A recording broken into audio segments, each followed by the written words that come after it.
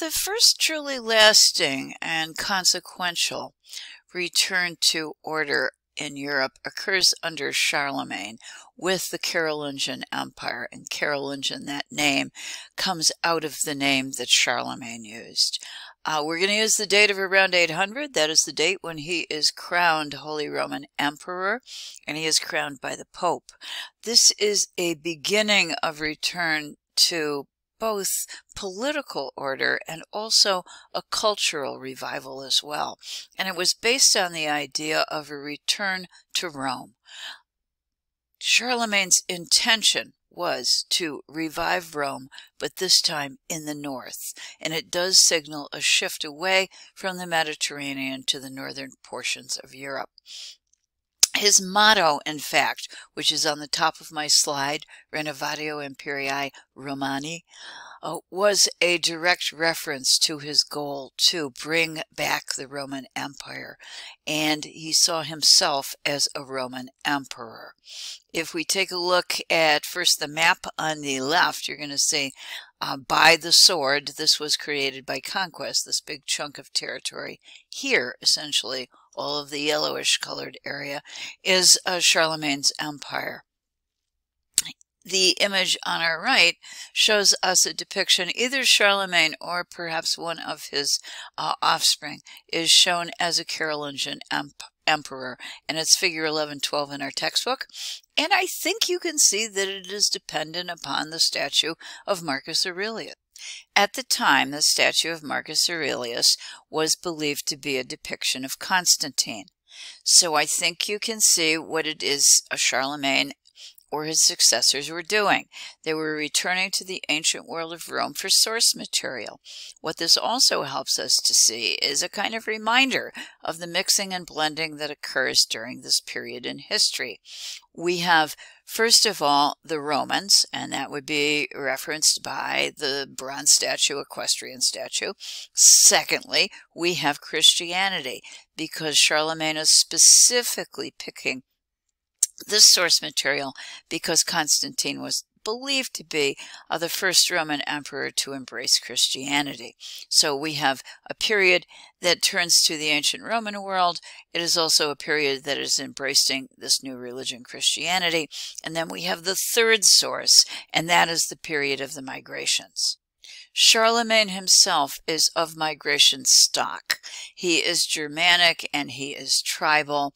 He comes out of the generations following the migrations period that actually brought Rome down to its knees. So he maintains some of the tastes and the traditions of those migrations people. We have all of these things blending together, and that is going to be very visible, not just in this statue, but also in a palace chapel at Aachen, which we're going to see in a moment. For right now, if we take a look at the statue, I think you can see, although we are borrowing from the ancient world, and specifically borrowing a depiction of a Christian emperor, there's a difference. By the time we get to the Middle Ages, this early period sometimes referred to as the Dark Ages, the period of Charlemagne, we have lost much of the naturalism that was a part of the vocabulary of the ancients. So the statue of Marcus Aurelius is truly more lifelike. The horse is more convincing. The figures move more in space, and they engage the viewer more directly. In the Middle Ages also, we do not make true portraits.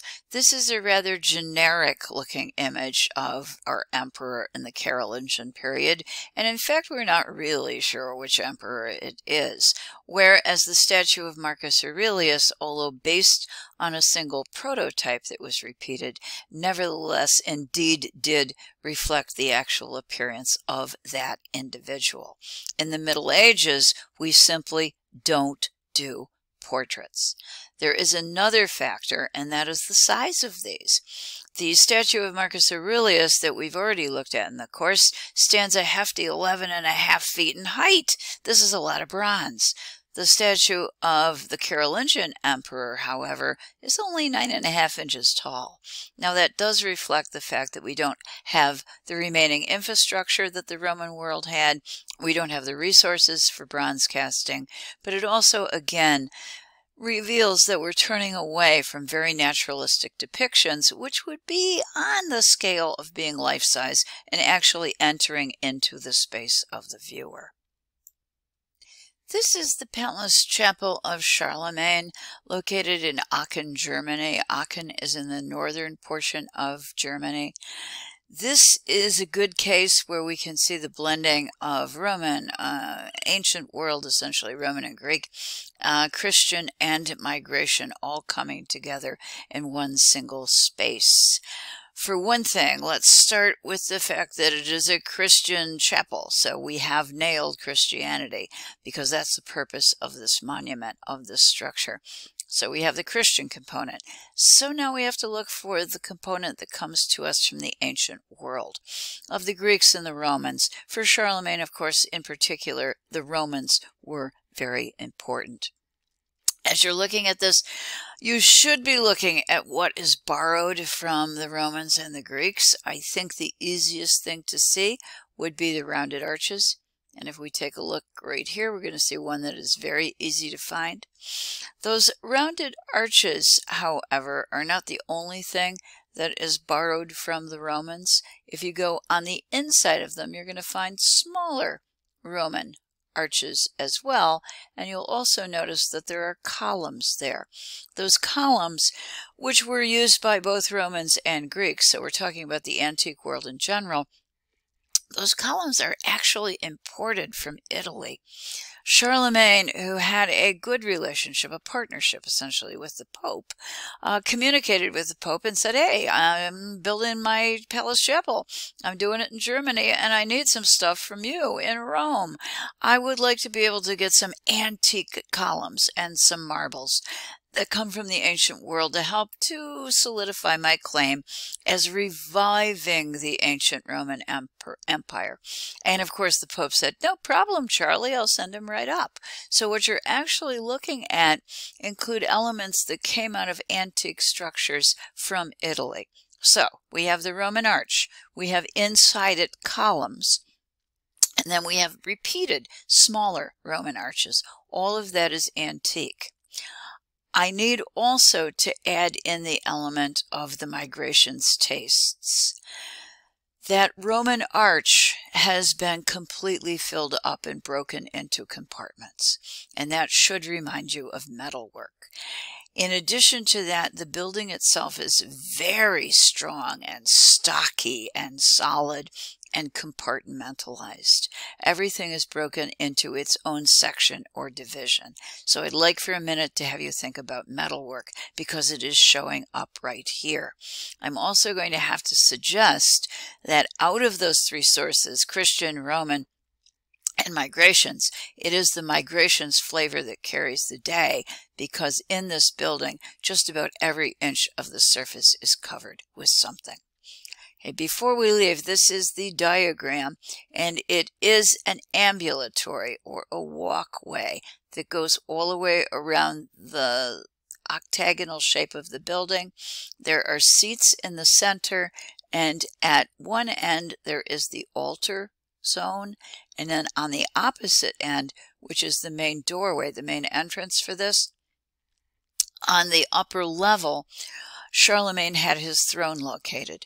That combination of the emperor's throne on one side and the altar on the other comes out of Roman prototypes. So what Charlemagne is doing, again, is borrowing from the Roman world, but it's also a statement that he rules this world while God rules the next. So they're essentially breaking themselves, separating themselves as emperors of the secular and emperors of the spiritual realms.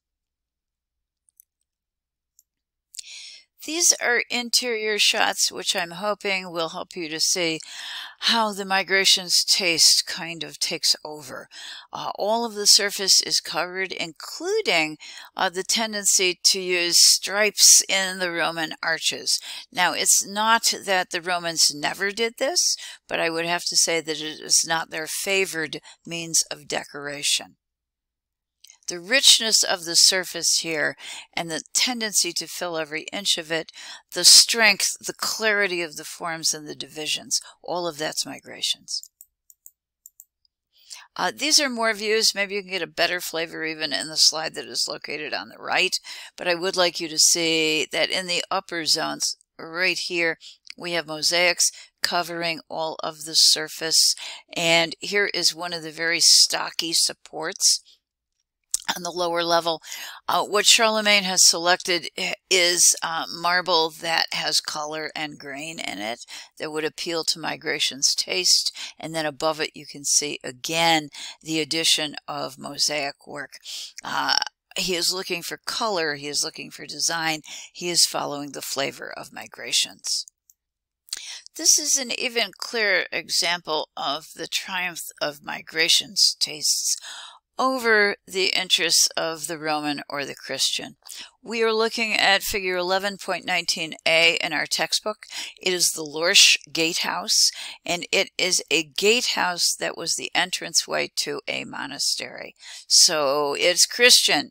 We can tell that by its purpose, but it is also derived from Roman architecture. We can see the triumphal arches here, the Roman arches, but we also should recall that this specifically, because it's an entranceway, it directs us in. It derives from the use of very grand Roman arches that went along the roadway, that we do refer to these as triumphal arches. We'll look at one in a moment. So we have the triple arches that were used by the ancient Romans. But boy, when you look at this, it doesn't look Roman at all. The entire surface is covered with geometric shapes. It has a series of zigzags. If you go up here, running across the top, the entire surface is busy. The columns are attached to the background wall. It looks like it is a gingerbread house. The surface decoration can take us back to, if we go down here, this is from Sutton Hoo. It's the shoulder ornament, and you can see the brightly colored areas that are placed with inside gold compartments. The same type of mentality is taking place in terms of the Lorsch Gatehouse. This is one of the prototypes, one of the potential sources for the Lorsch Gatehouse. It's the Arch of Constantine. It's the 4th century. And immediately when you look at these, you should sense an incredible difference. The Roman structure, which I admit is rather large, is by its design intended to be monumental. The Lorsch Gatehouse, on the other hand, tends to look smaller in scale, tends to be kind of quaint looking, or maybe even cute, with all of the surface decoration, which tends to detract from the imposing nature of its source. What it does reveal, again though, is this incredible mixing and blending. We have a Christian monument. It is based on a Roman stylistic prototype, but it is overlaid with an incredible migrations taste for surface decoration and for compartments and divisions.